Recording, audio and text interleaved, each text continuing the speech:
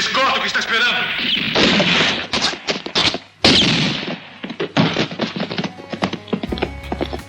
Dizem que no Velho Oeste a inocência não durava mais que o orvalho da manhã no deserto. Assim que o sol nascia, assim que o calor batia na terra seca, a inocência evaporava. E o que sobrava no lugar dela era algo duro, áspero e pronto para matar. Mas houve uma história, uma lenda esquecida entre a fumaça dos charutos e o cheiro de pólvora queimada, que provou que até o metal mais frio pode ser derretido se o fogo for forte o suficiente. Nós não estamos falando apenas de um filme, estamos falando de um ritual de passagem. De um lado você tinha os olhos de águia, o olhar mais perigoso e estreito que já cruzou a fronteira, Lee Van Cleef, o homem que parecia ter nascido com um revólver na mão e uma sentença de morte no sorriso. Do outro lado, o rosto de anjo, o sorriso fácil, o corpo atlético de Giuliano Gemma, o garoto que Hollywood tentou vender como galã, mas que a Itália transformou em um deus da vingança. Quando esses dois colidiram, não foi apenas um encontro de atores. Foi o encontro do passado com o futuro, do mestre com o aprendiz. E a lição que foi ensinada naquele dia não estava nos livros de história. Foi uma lição escrita com chumbo quente e assinada com sangue na areia de uma cidade chamada Clifton. Preste atenção. Porque a história de Frank Talby e Scott Murray não é sobre quem saca mais rápido. É sobre o preço que você paga quando decide deixar de ser uma vítima para se tornar um predador. Imagine uma cidade onde você é menos que lixo. Clifton era assim. Uma cidade de gente de bem. Gente que ia à igreja no domingo e chutava cachorro na segunda-feira. E no fundo desse poço social vivia Scott Murray. Giuliano Gemma, com aquele olhar de quem pede desculpas por existir, interpretava o bastardo da cidade. Ele não tinha pai, não tinha nome, não tinha respeito. O trabalho dele era varrer as latrinas, limpar o esterco dos cavalos e aceitar os insultos calado. A única companhia verdadeira que ele tinha era um burro. E aqui, a história nos dá uma provocação genial daquela época de ouro. O nome do animal era Sartana. Isso mesmo. O burro de Scott Murray se chamava Sartana, uma ironia fina e uma brincadeira genial dos diretores italianos com os estúdios rivais de faroeste. Enquanto outros astros interpretavam o elegante justiceiro Sartana nas telas vizinhas, Giuliano Gemma, o nosso eterno e inesquecível pistoleiro Ringo, montava em um animal de carga com esse mesmo nome. Mas ali naquele momento, Sartana era apenas um burro de carga e Scott não era muito diferente dele. Ele carregava o peso da cidade nas costas, curvado e humilhado. Ele sonhava em ser um pistoleiro, sonhava em ter uma arma no quadril e ver o medo nos olhos daqueles que cuspiam nele. Mas sonhos, meu amigo, são frágeis quando você não tem dentes para morder. Scott precisava de um professor. Ele precisava de alguém que lhe ensinasse que a vida não dá nada de graça. Ela cobra e cobra caro. E então, como uma tempestade silenciosa vindo do horizonte, ele chegou. Frank Talby. Lee Van Cleef em seu auge absoluto. Ele não entrou na cidade correndo ou gritando. Ele entrou devagar, montado em seu cavalo, com a confiança de um lobo que sabe que o galinheiro está trancado com ele lá dentro. A primeira vez que Scott vê Talby, algo muda. Não foi admiração. Foi reconhecimento. Scott viu naquele homem de preto, com aquele olhar que cortava vidro, a força que ele desesperadamente queria ter. Talby olhou para o garoto do lixo e pela primeira vez na vida de Scott, alguém não viu um ninguém. Viu o potencial. Ou talvez apenas uma ferramenta útil. Talby matou um dos valentões que atormentava Scott. Foi rápido, foi brutal, foi cirúrgico. E para o garoto, foi um milagre. Aquele tiro não matou apenas um homem mau. Ele matou o menino assustado dentro de Scott. Naquele momento, a vassoura caiu no chão. E a mão começou a coçar pelo peso frio do aço. Scott implora para seguir Talby. Ele quer aprender. Ele quer ser como ele. E é aqui que o filme deixa de ser uma simples aventura para se tornar um manual de sobrevivência na Terra sem lei. Taube não aceita Scott por caridade. Ele aceita porque vê a fome nos olhos do garoto. E ele começa a ensinar. Mas não são lições de moral. São as lições de Taube.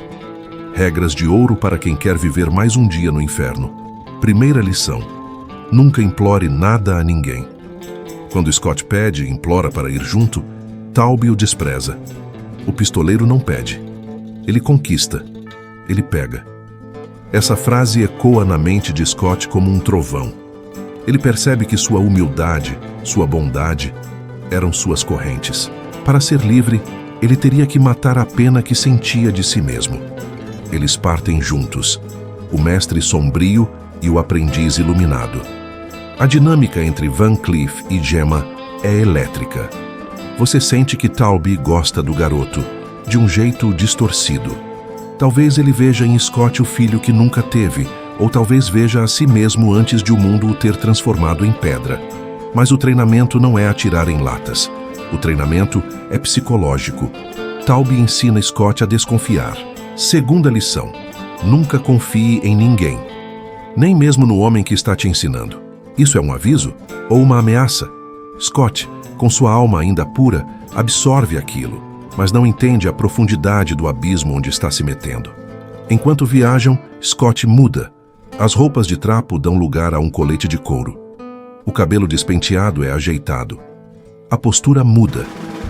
Giuliano Gemma faz um trabalho magistral aqui. Você vê o corpo dele ficando mais rígido, os movimentos mais econômicos. Ele começa a andar como Taube, a falar como Taube, a olhar para o mundo não mais de baixo para cima, mas olho no olho. Eles retornam a Clifton.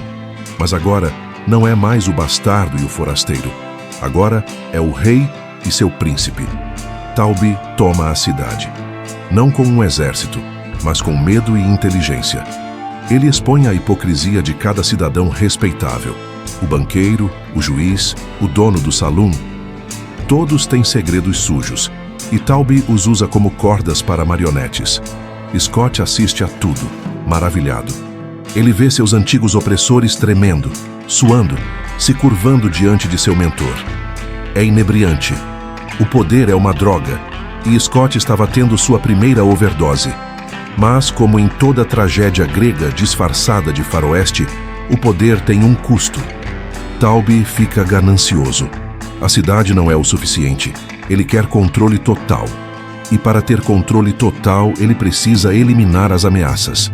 E a maior ameaça, a única bússola moral que restava na cidade, era o velho xerife. Um homem que, do seu jeito torto, sempre tentou proteger Scott. Quando Taube cruza essa linha, quando ele mata o homem que representava a lei e a ordem paterna, algo quebra dentro de Scott. A venda cai. Ele percebe que seu herói, seu pai adotivo, não é um libertador.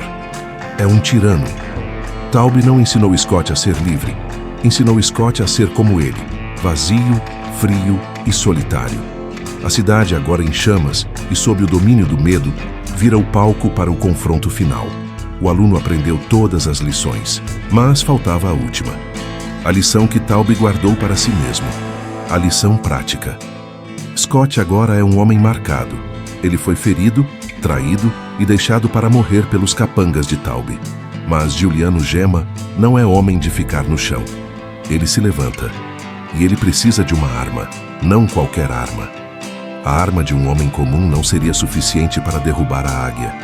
E é aqui que a história nos presenteia, com um detalhe que faz os olhos de qualquer fã de faroeste brilharem. Scott recebe um revólver especial. Uma arma modificada preparada para a guerra, não para duelos de exibição. Diz a lenda sussurrada entre os historiadores do cinema e os roteiros originais, que aquela arma tinha história. Não era um pedaço de ferro qualquer forjado numa ferraria de esquina. Aquele revólver, com o cano cortado, sem a massa de mira para não enroscar no coldre, preparado para o saque mais rápido que um raio, pertencia a ninguém menos que a lenda Doc Holliday. Pense no peso disso. Scott Merry, o ex-varredor de rua, empunhando a arma do dentista mais letal do Oeste. O revólver de Doc Holliday nas mãos do Anjo Vingador.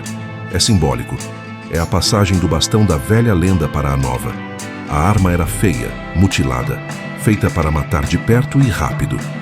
Exatamente como a situação exigia. Scott coloca o cinturão. O peso da arma de Doc Holliday no quadril é o peso do destino. Ele caminha de volta para a cidade. O vento levanta a poeira, criando aquela cortina dourada e suja que nós tanto amamos. A música de Riz Ortolani sobe, tensa, com guitarras elétricas e trompetes que anunciam o fim dos tempos. Taube está lá, esperando. Ele vê Scott chegando e, no fundo, lá no fundo daqueles olhos estreitos de Lee Van Cleef, você vê um brilho. Não é medo, é orgulho. Ele sabe que criou sua própria morte. Ele moldou a bala que vai atravessar seu coração. E ele aceita isso. Os dois se encontram na rua principal. O cenário clássico. Mas o diálogo é o que fere mais que as balas. Taube ainda tenta dar ordens. Ele ainda tenta ser o mestre. Mas Scott não é mais o menino da vassoura. Ele é a consequência das ações de Taube. Você me ensinou bem, Taube. Scott poderia dizer com os olhos.